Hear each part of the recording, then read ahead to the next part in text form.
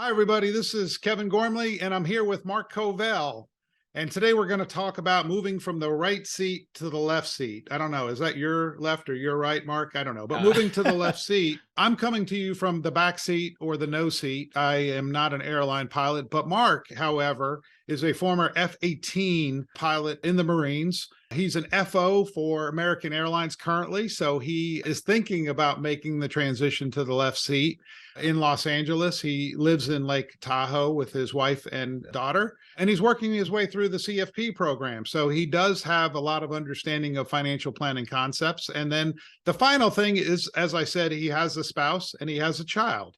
So some of these dynamics that we're going to discuss, these non-monetary dynamics, is something that Mark is thinking through. So Mark, my first question is a softball, but maybe it's not a softball. How many feet is between the right seat and the left seat in the cockpit? I've never measured it, Kevin. It's probably 3.5 is what I'll guess, but I could be totally wrong and someone's going to correct me on it. So, Okay. All right. So we'll go with 3.5. That sounds good to me. So why are these 3.5 feet so important for a pilot's financial life? man, that's a good question, Kevin. Seems like even if you're flying the same plane, not much should change, right? It's you're familiar with everything, but man, there's so many things that are involved in that choice to upgrade. And some of it is non-monetary, which we'll talk Hmm. about. Things like your quality of life. You're going to be gone on holidays and weekends, sitting reserve. You might be turning it into a commuter to go take an early upgrade.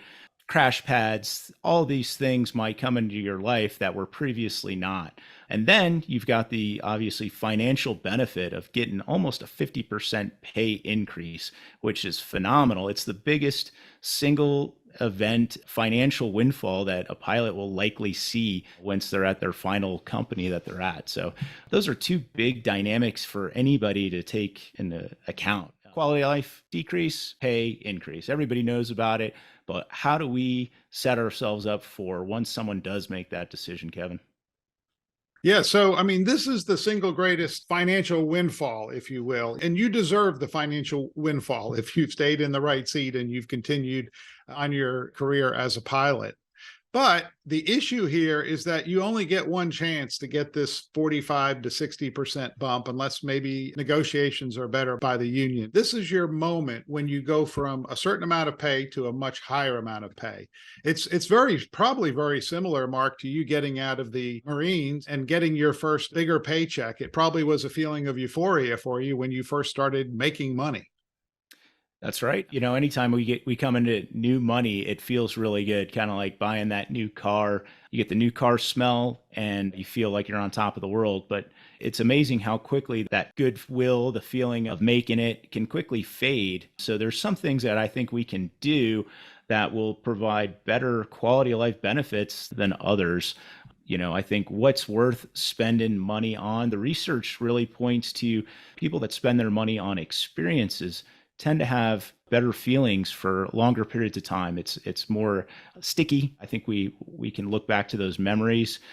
Personal anecdote, this year for Christmas, instead of buying presents to put under the tree, we've told our 8-year-old daughter that we're not exchanging presents, but we're going to go to Disney for a few days and spend it with some other family members. And she was so excited to hear that. I think even our 8-year-old daughter knows that a lot of those presents end up in the garage and not played with, but she'll always remember the time seeing Mickey. How can we spend money on experiences over things, especially costly items? And I'm not saying that we shouldn't do any of it, but how do we guard Right. from having too much creep into the accumulating stuff? Right, right. So many times people are dreaming about what they're going to do when they get extra money. And now is the time when you get the extra money. So those dreams actually can be realized. So, Mark, the 6 things that we've come up with, that if people just want to know what the 6 things are, let me just go over them quickly. It's not just about the money being a captain. There's a lack of schedule, lots of other pressures that come in. And sometimes these things can cause you to spend more money to try to make yourself feel better. So that's the first dynamic that we know about. The second is that from all the information about what makes us happy, spending money on things does not make us as happy as spending money on experiences and spending money on others. So that's something we would ask you to consider. Auto saving, the key to victory here when you're making a huge extra lump sum of money is put it on automatic pilot, have the money saved every month. There's multiple places you can do it, but doing that would be good. More money means that if you're getting more money every year, you have the possibility of having bigger houses, more stuff. Disability insurance becomes a really important item. So if you don't really like learning about disability, who does? Find someone that can help you. The 1/3, 2/3 rule. You're getting a big bump in pay. Take 1/3 of the money and save it and invest it. Do it right when you get this influx of money, and you will absolutely do better over time. And then the sixth one is take care of yourself and outsource things that you don't like. So Mark, let's move into now the discussion about all of these items. Thanks, Kevin. So I'll just say this, Mark, this one item here out of the six is that you can splurge on something. You just can't splurge on everything. So just being intentional now that you have more money, what you're going to do with it. But let's now talk about the non-monetary issues that happen. You've talked a little bit about this, but many times, pilots will upgrade. They'll be sitting reserve, bad schedules. You have to do maybe more training in the first few months. So what kind of dynamic is created here? And I'd call it the deserve dynamic, but how does that deserve dynamic work? Well, first off, there's a feeling of maybe I paid my dues sitting in the right seat of this aircraft for a period of time. And maybe some of my peers are upgrading to becoming a captain. Maybe they're upgrading their lifestyle, fancier vacations, maybe getting a larger house, maybe getting some toys. So there's the keeping up with the Joneses phenomenon that's real. There's also the day-to-day work of you're carrying more responsibility as the captain. You're the chief decision maker now. Right. And, there's a little bit more responsibility riding on your shoulders. The flying the plane is the same, but it's the decision making. That's what you're getting paid the big bucks for. And I think for some people feel like, well, because I'm carrying that increased level of responsibility, I deserve, we can tell ourselves, A, I'm getting the money. B, everybody else is doing it, and C, I deserve it, and if our spouse is kind of has a similar mindset, we can get external pressure from other family members too, to increase our consumption, Kevin. Right. So the way I would summarize this one is that really when people become high income, they're not truly rich. They might be rich in other ways, but monetarily speaking, many times people are not rich. They have a high income. As long as the income keeps coming in, they can spend. But if the income goes away, there's not real wealth there. So we'll link the lottery winners and high income investors and the similarities there, because I really think this dynamic of I paid my dues, now it's time to enjoy the fruits of my labor. You can absolutely do that. But if you do too much of it, you might get to a point in the future where you wish you would have saved and invested a little bit more. So let's talk about auto saving and investing. What are the things pilots should consider doing when they get to the left seat? Well, first off, if you're not maxing out your 401k contributions, number one thing is get to that new limit of in 2023 is just going to be $22,500. So that increased paycheck, we're going to figure out a percentage to go ahead and max that out. And ideally, if you could max it out by the end of the year, would be even better. We're going to have our total contributions between our company, whether it's the non-elective contribution, any profit sharing that may or may not occur. Airline industry's turning around, profit sharing is likely going to start coming back into case, and then any elective deferral. So those three buckets are going to fill up how much money we can put in a defined contribution. And that limit's going up $5,000 in 2023, up to $66,000. And that's if you're under 50. And what is it now if you're over 50, Kevin? 73,500. I know because I'm over 50. All right. So you can put in a total between your 401k and the non-elective contributions. If you're over 50, $73,500 could go in. So that's the easiest way to start with the auto savings, I think, Kevin. What are some other auto savings things that are top of mind for you? Well, I mean, many of the pilots we work with that become captains, they set up taxable accounts. They dump in money every month. You don't need to put it all in at once. They make sure they're doing the backdoor Roth IRA, Yep. many times 529 plans. And again, I think the key message here is that when you get this big bump in pay, if you save some of it automatically, you'll probably be better off than the majority of people.